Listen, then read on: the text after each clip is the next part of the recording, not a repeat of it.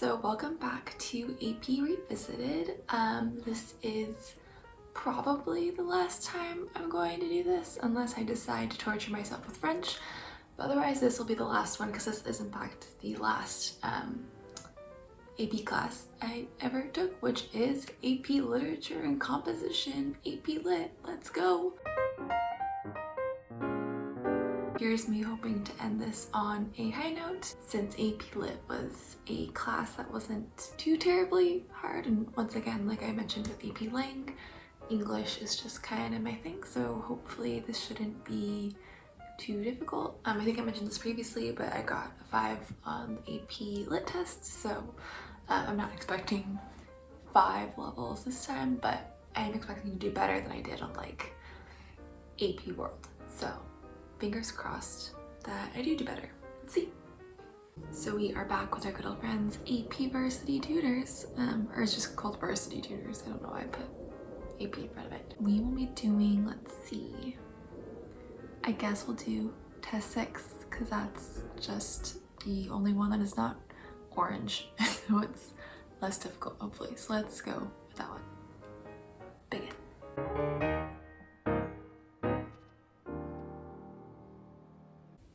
Oh, it's a poem. I forgot that that's what Lit was. I forgot that poetry was part of it.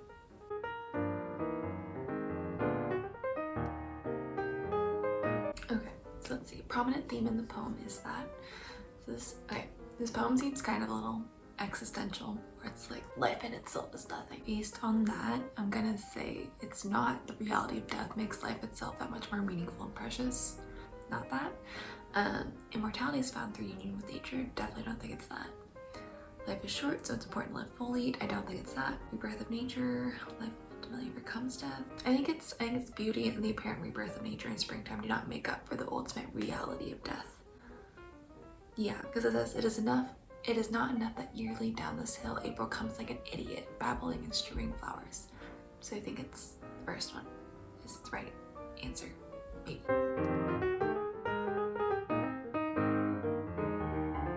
This is another poem about death. Cool.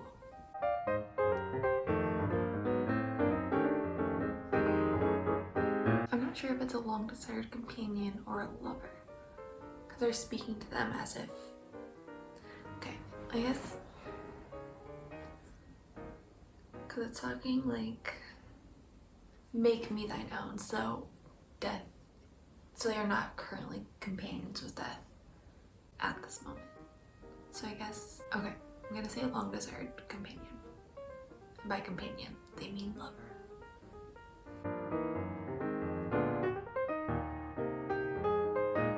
What do you mean the bolded and underlined word true? I don't see a bolded and underlined word. What do you mean? I just have to look for it? Oh. It's not bolded, it's just underlined. Why are they lying to me?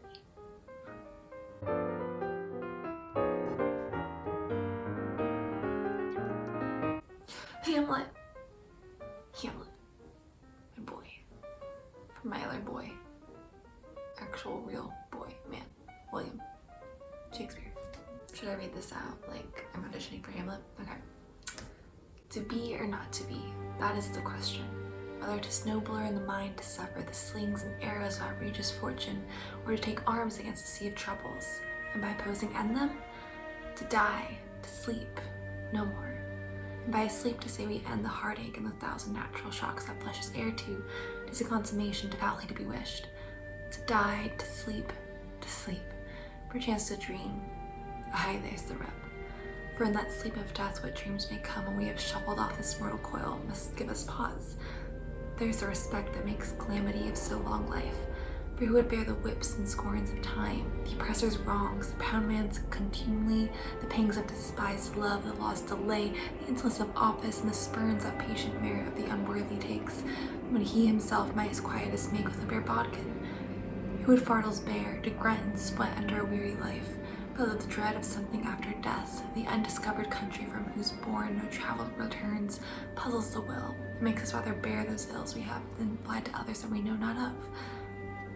This conscience does make cowards of us all, and thus a native hue of resolution is sicklied o'er with the pale cast of thought, and enterprises of great pith and moment with their regard their currents turn awry, and lose the name of action. Soft you now, the fair Ophelia, nymph in thy orisons be all my sins remembered. That wasn't good, but that's because I'm not an actor, so keep that in mind.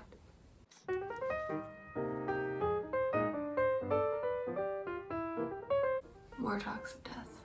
This is a real death-heavy test. Okay, I guess I don't know about death versus the afterlife for this, because I guess he is talking about what comes after death, so that would be the afterlife. So, do that. Well, he is contemplating suicide, but he's also kind of being existential. But we'll go with this.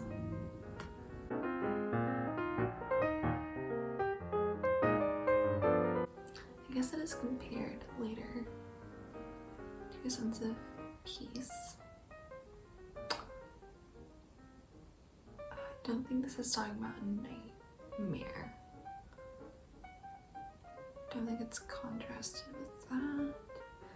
I don't think this poem is satirical. It feels very sincere.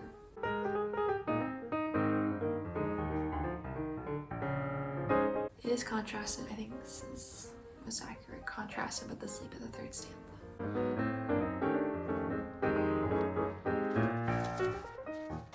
The enjambment? I don't know what that means. Oh, I guess the enjambment is the separation of the lines even though they are of the same like sentence or phrasing, I think. It does emphasize nothingness. That's also true. I think all these answers.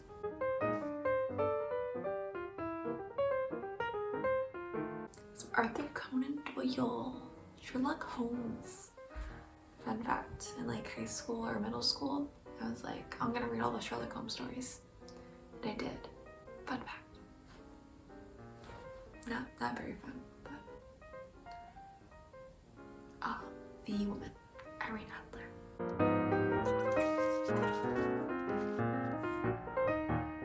Shall I read this one out to you?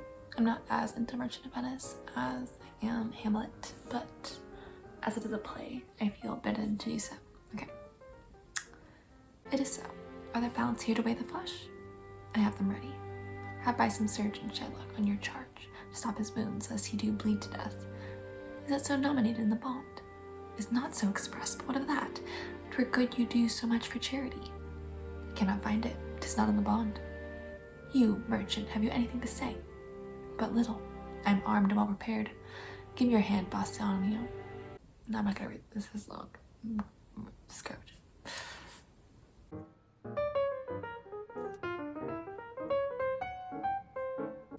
Why is this so badly spelled? A thoughtful introduction. Bruh, your varsity tutors, you gotta step it up, man. What is up with that?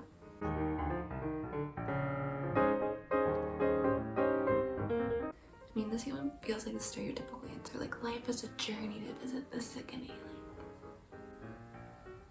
But I don't feel that, you know? Yeah, I don't feel that.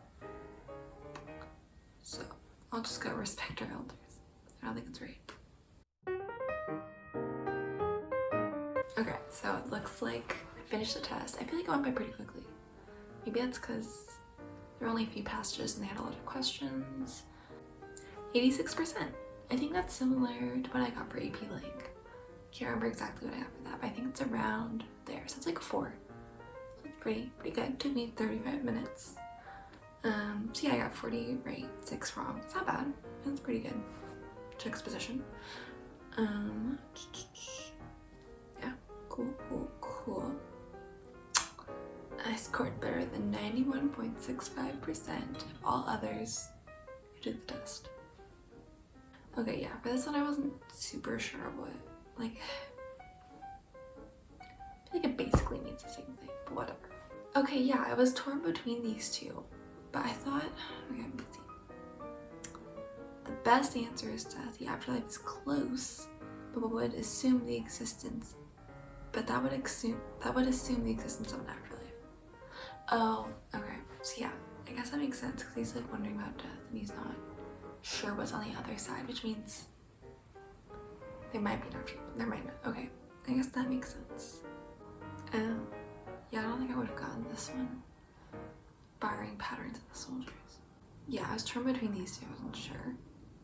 Also wasn't sure about these, so it makes sense, but okay, cool. So that wraps up this last, probably last section of AP Revisited. Yeah, I think I did about as good on AP Lit as I thought I would, so that's good to hear. Thankfully, I don't know, not thankfully, but I feel like for a lot of, or like half of the answers that I got wrong, I was like already kind of on, so yeah, I think I didn't do too bad. I think I did pretty well, actually. But anyway, yeah, let me know in the comments down below if you took AP Lit, how you did, how you enjoyed it. I forgot that it was a lot. I guess it makes sense since it's literature and composition, it would be focusing on these different things. But I think it might have also gone by more quickly because like I enjoy reading these kinds of things, and like I was already familiar with like probably not half of the passages, but like I was familiar already with like Sherlock Holmes and Hamlet and Merchant of Venice, so I didn't need to think too hard to like reread through too much of those. But yeah, I think it went pretty well. So happy to end this all on a high note. Don't forget to like and subscribe. Check out the rest of the AP Revisited videos if you haven't had the chance. If you ever want to retake those tests yourself, you can go to Varsity Tutors and let me know how you did. I hope you have a good rest of your day or night or whenever you are watching this video. And yeah, I will see you in whatever my next video is. Bye!